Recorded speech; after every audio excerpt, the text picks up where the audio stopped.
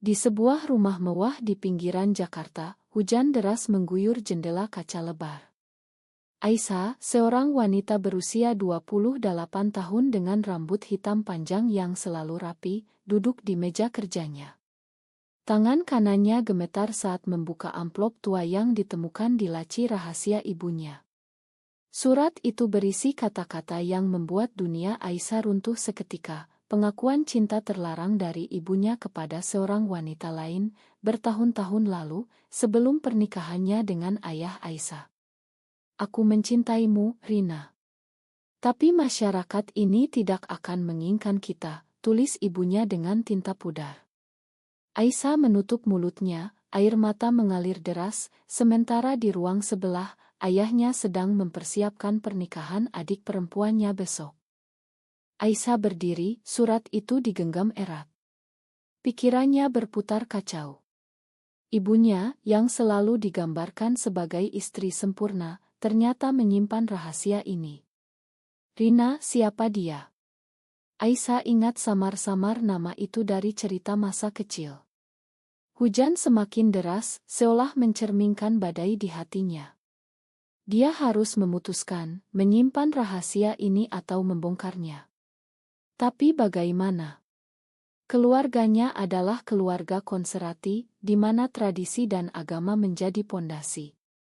Cinta sesama jenis. Itu tabu, dosa besar di mata masyarakat Indonesia. Aisyah merasa mual, ingat dirinya sendiri yang pernah merasakan getar aneh saat dekat dengan sahabatnya, Nadia. Apakah ini warisan? Malam itu, Aisyah tidak bisa tidur. Dia berjalan mondar-mandir di kamarnya, memandang foto keluarga di dinding. Ayahnya, seorang pengusaha sukses, selalu menekankan nilai-nilai keluarga. Kita harus menjaga nama baik, katanya sering. Adiknya, Sinta, akan menikah dengan pria pilihan ayah, seorang dokter muda dari keluarga terpandang. Pernikahan itu adalah simbol kesuksesan sosial mereka. Jika rahasia ini terungkap, semuanya bisa hancur. Aisyah membayangkan tatapan kecewa ayah, gosip tetangga, dan mungkin pengucilan dari komunitas. Tapi menyimpannya berarti hidup dalam kebohongan seperti ibunya dulu. Pagi harinya, Aisyah bertemu Nadia di kai dekat kantor. Nadia, teman sejak kuliah, selalu menjadi tempat curhat. Dengan mata coklatnya yang hangat dan senyum lembut, Nadia membuat Aisyah merasa aman. Kamu terlihat lelah, kata Nadia sambil memesan kopi susu. Aisyah ragu, tapi akhirnya menceritakan surat itu. Nadia mendengarkan diam, wajahnya pucat. Itu berat sekali, gumam Nadia. Aisyah tidak sadar, tapi mata Nadia menyiratkan sesuatu yang lebih dalam. Mereka berpisah dengan pelukan, tapi Aisyah merasa ada yang aneh. Nadia sepertinya tahu lebih banyak. Sore itu, persiapan pernikahan Sinta semakin ramai. Rumah dipenuhi bunga melati dan kain batik. Aisyah membantu mengatur meja, tapi pikirannya melayang. Dia mencari tahu tentang Rina melalui ponselnya, mencari nama di media sosial. Ternyata Rina adalah teman lama ibunya, sekarang tinggal di Bandung, seorang guru seni yang hidup sendirian. Aisyah memutuskan untuk menghubunginya. Halo, Bu Rina. Saya Aisyah, anak dari Mira. Suara di seberang terdengar terkejut. Aisyah. Ya Tuhan, sudah besar ya kamu. Mereka janji bertemu besok, setelah pernikahan. Malam sebelum pernikahan, Aisyah bermimpi buruk. Ibunya muncul, memohon maaf atas rahasianya. Aisyah terbangun berkeringat. Dia menyadari, rahasia ini bukan hanya tentang ibu, tapi juga tentang dirinya. Saat kuliah, Aisyah pernah merasa tertarik pada Nadia, tapi dia tekan perasaan itu karena takut. Sekarang surat itu membuka luka lama. Apakah dia seperti ibunya? Pikiran itu membuatnya gelisah. Di luar, hujan masih turun, seolah alam ikut berduka. Hari pernikahan tiba. Masjid dipenuhi tamu, aroma dupa dan doa menggema. Sinta tampak cantik dalam kebaya putih. Aisyah berdiri di samping ayah, tersenyum paksa. Tapi di dalam, hatinya bergejolak. Saat ijab kabul, Aisyah membayangkan jika rahasia terungkap, bagaimana reaksi semua orang. Ayah mungkin marah besar, Sinta bisa malu. Tapi menyimpan berarti membiarkan kebohongan berlanjut. Setelah acara, Aisyah menyelinap keluar, menuju Bandung untuk bertemu Rina. Perjalanan kereta penuh ketegangan. Apa yang akan dia katakan? Di Bandung, Rina menyambut Aisyah di rumah kecilnya yang penuh lukisan. Wanita berusia 50-an itu memiliki mata yang sama seperti ibu Aisyah, penuh kedalaman. "Kamu mirip sekali dengan Mira," kata Rina sambil menyajikan teh. Aisyah langsung ke pokok. "Saya temukan surat ini." Rina terdiam, lalu mengangguk. "Kami saling mencinta, tapi waktu itu masyarakat tidak siap. Mira memilih keluarga, menikah dengan ayahmu." Air mata Rina mengalir. "Itu pilihan yang salah, Aisyah. Aku hidup sendirian, Mira meninggal dengan penyesalan." Aisyah terpukul. Pilihan ibu menghancurkan dua jiwa. Pulang ke Jakarta, Aisyah semakin bingung. Dia bertemu Nadia lagi, kali ini di taman kota. "Nadia, aku merasa aku seperti ibu." Nadia memegang tangan Aisyah. Aku juga merasakan hal yang sama padamu sejak dulu." Pengakuan itu seperti petir. Aisyah mundur, tapi hatinya berdegup kencang. Ini awal dari badai yang lebih besar. Keluarga, masyarakat, semuanya akan menentang. Tapi perasaan ini nyata. Apa yang harus dia lakukan? Malam itu, Aisyah dan Nadia duduk di balkon apartemen Nadia di kawasan Sudirman. Lampu kota Jakarta berkelap-kelip di bawah, tapi suasana tegang. "Sejak kapan?" tanya Aisyah pelan. Nadia menatap jauh. "Sejak kuliah, saat kita belajar bersama di perpustakaan. Kamu selalu buat aku merasa lengkap." Aisyah ingat momen itu, tawa mereka, sentuhan tangan yang tak sengaja. Tapi dulu, dia abaikan karena takut dicap aneh. Sekarang, dengan surat ibu di tangan, semuanya terasa berbeda. "Tapi Nadia, keluargaku. Masyarakat kita." Nadia menggeleng. "Aku tahu risikonya. Tapi hidup dalam kepura-puraan lebih menyakitkan." Keesokan harinya, Aisyah kembali ke rumah. Ayahnya menyambut dengan senyum lebar, masih euforia pasca pernikahan Sinta. "Kamu kemana kemarin, Sa?" "Kami khawatir." Aisyah bohong, bilang urusan kerja. Tapi di dalam, dia merasa bersalah. Malam itu, dia bertengkar dengan diri sendiri. Mencinta Nadia berarti melawan norma. Di Indonesia, pernikahan sesama jenis ilegal, dan opini publik keras. Aisyah ingat berita tentang pasangan yang diusir dari kampung. Apakah dia siap? Nadia menelepon, mengajak bertemu di sebuah kafe tersembunyi di Kemang. Di sana, mereka bicara panjang. Nadia cerita masa lalunya, orang tua yang memaksa menikah, tapi dia tolak dan diusir. "Aku hidup sendiri sekarang, Sa. Tapi bebas." Aisyah terinspirasi, tapi juga takut. "Bagaimana dengan ayahku? Dia akan hancur." Nadia memegang tangannya. "Kita bisa mulai pelan. Tidak perlu buru-buru." Tapi Aisyah tahu, rahasia tidak bisa disembunyikan selamanya. Beberapa minggu berlalu, hubungan mereka semakin dekat. Mereka bertemu diam-diam, berjalan di pantai Ancol saat malam, berbagi mimpi. Aisyah merasa hidup untuk pertama kalinya. Tapi tekanan datang. Ayahnya mulai curiga. "Kamu sering keluar malam, dengan siapa?" Aisyah bohong lagi, bilang teman kerja. Sinta, adiknya yang baru menikah, juga bertanya. Kak, kamu baik-baik saja? Terlihat bahagia, tapi juga gelisah. Aisyah tersenyum paksa. Konflik batin semakin dalam. Suatu hari, ayah Aisyah mengumumkan rencana besar, memperkenalkan Aisyah pada anak temannya, seorang pengacara muda. Ini untuk masa depanmu, Sa. Sudah waktunya menikah. Aisyah panik. Malam itu, dia cerita pada Nadia. Aku tidak bisa. Tapi kalau tolak, ayah akan curiga. Nadia marah. Kamu harus pilih, Sa. Aku atau keluargamu. Pertengkaran pertama mereka pecah. Aisyah pulang dengan air mata, merasa terpecah. Esoknya, Aisyah bertemu Rina lagi di Bandung. Bu, bagaimana ibu bertahan? Rina tersenyum pilu. Aku tidak bertahan, Aisyah. Aku menyesal melepaskan Mira. Tapi dia pilih aman, dan itu bunuh jiwanya pelan-pelan. Kata-kata itu menusuk. Aisyah sadar, pilihan ibu adalah pengkhianatan pada diri sendiri. Pulang, dia putuskan, bicara pada ayah.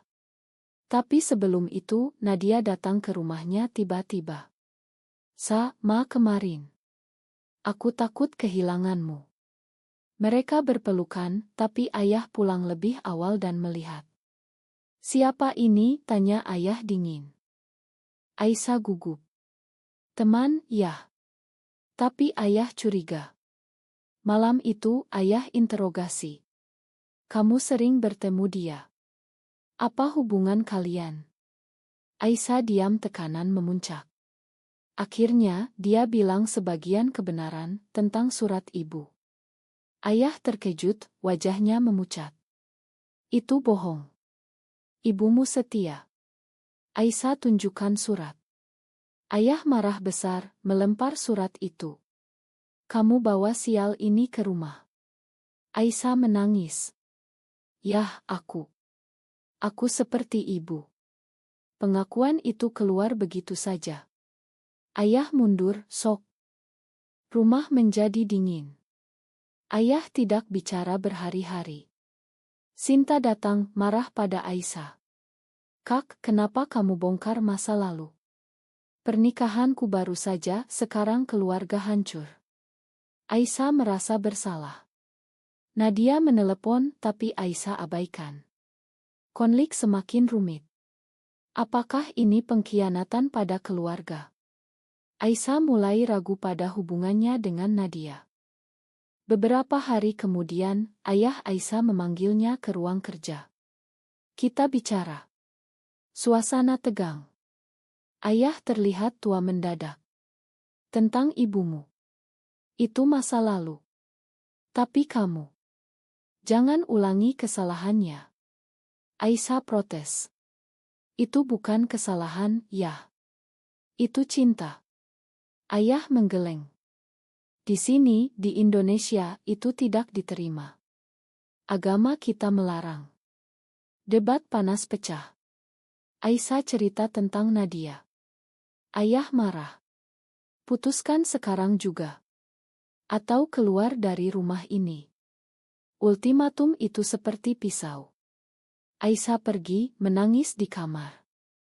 Nadia menunggu di luar rumah. Syah, apa yang terjadi? Aisyah cerita semuanya. Nadia peluk dia. Kita bisa pergi bersama. Tapi Aisyah ragu. Aku tidak bisa tinggalkan keluarga. Nadia kecewa. Kamu pilih mereka yang menolakmu. Pertengkaran lagi. Nadia pergi marah. Aisyah merasa sendirian. Malam itu, dia hubungi Rina. Bu, apa yang harus kulakukan? Rina saran, ikuti hati tapi siap bayar harganya. Keesokan, Aisyah tolak perjodohan ayah. Aku tidak mau menikah dengan pria itu. Ayah marah besar. Kamu sudah dirasuki setan. Kata-kata itu menyakitkan. Sinta campur tangan. Yah, beri Kak waktu. Tapi ayah tegas. Kalau kamu pilih jalan itu, kamu bukan anakku lagi. Aisyah packing barang pergi ke apartemen Nadia. Di sana mereka rekonsiliasi. Ma, Sa. Aku takut. Mereka habiskan malam bicara, merencanakan masa depan. Tapi bayang keluarga menghantui. Berita menyebar. Teman-teman mulai gosip. Di kantor, rekan Aisyah menjauh. Kamu lesbi? Tanya satu. Aisyah diam, tekanan sosial semakin berat. Nadia alami hal sama, dipecat dari kerja karena rumor. Mereka tahu tentang kita, kata Nadia pahit. Aisyah merasa bersalah. Apakah ini benar? Mereka putuskan pindah ke Bali, harap lingkungan lebih terbuka. Tapi sebelum pergi, Aisyah coba bicara lagi pada ayah. Yah, aku mencintai Nadia. Ayah tutup pintu. Pergi saja. Di Bali, hidup baru dimulai. Mereka sewa rumah kecil dekat pantai. Nadia dapat kerja di KAE, Aisyah relance desain. Tapi kerinduan keluarga datang. Aisyah telepon Sinta diam-diam, Kak, ayah sakit. Dia kangen kamu. Aisyah terpukul. Apakah pilihan ini salah? Nadia lihat Aisyah gelisah. Kita kembali. Aisyah geleng. Tapi konflik batin semakin dalam. Suatu malam, mereka bertengkar hebat. Kamu menyesal? Tanya Nadia. Aisyah akui. Aku kehilangan keluarga karena ini. Nadia terluka. Karena aku. Aisyah menangis.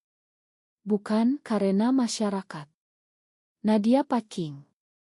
Mungkin kita tidak cocok. Aisyah hentikan. Jangan pergi. Mereka baikan, tapi retak sudah ada. Kembali ke Jakarta untuk urusan kerja, Aisyah temui Sinta.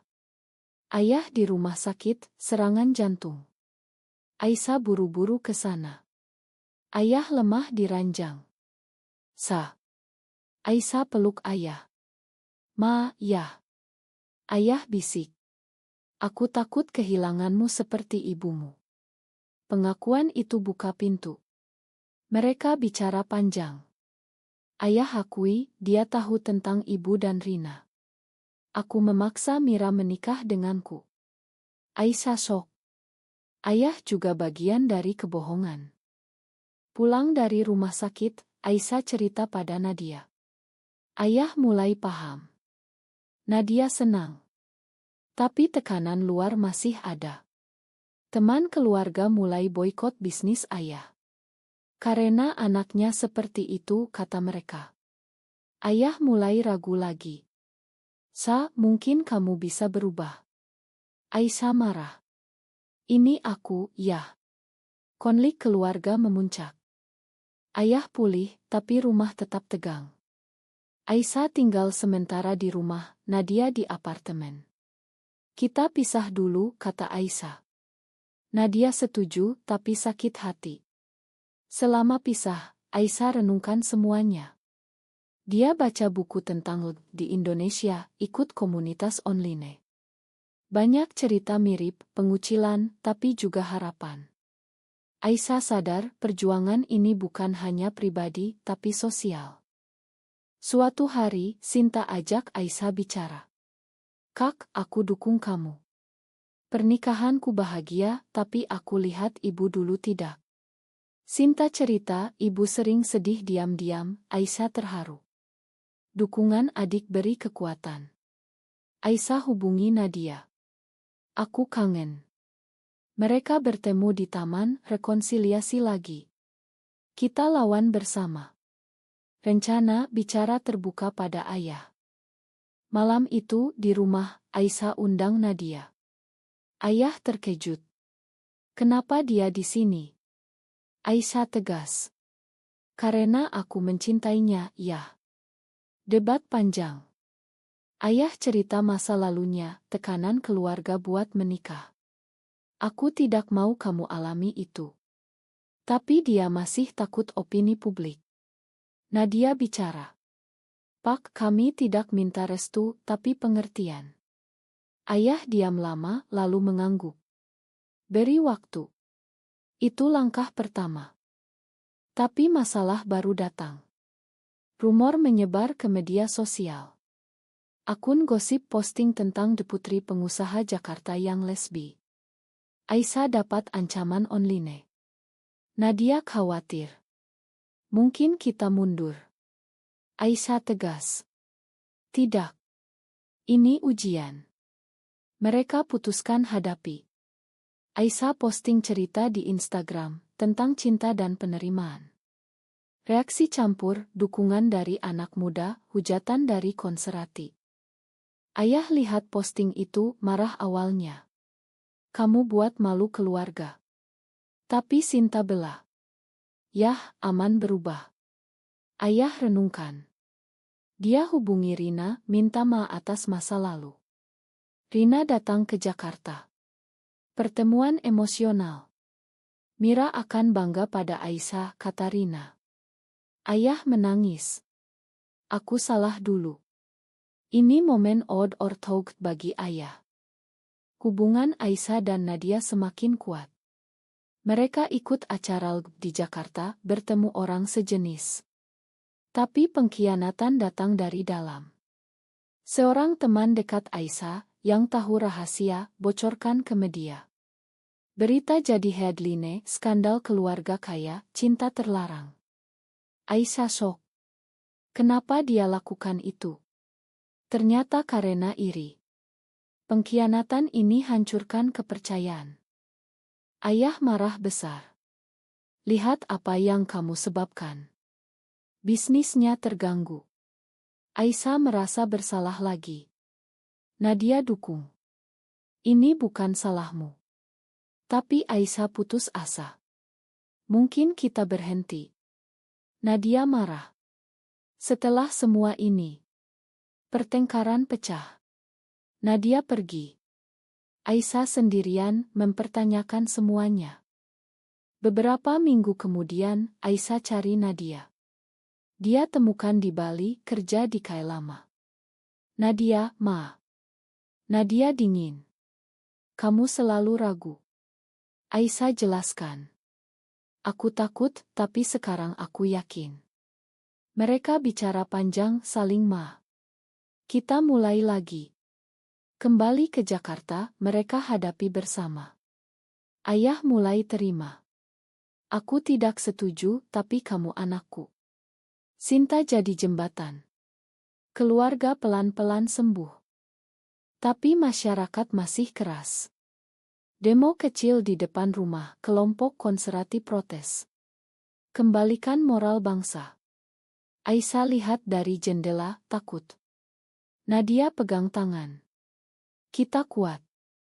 Ayah keluar, bicara pada mereka. Ini urusan keluarga. Keberanian ayah buat Aisyah bangga. Perlahan, opini berubah. Beberapa media dukung cerita penerimaan di tengah konflik. Aisyah dan Nadia putuskan hidup terbuka. Mereka buka komunitas dukungan untuk di Jakarta. Banyak yang datang cerita mirip. Rina ikut bantu. Ini warisan Mira. Aisyah rasakan damai.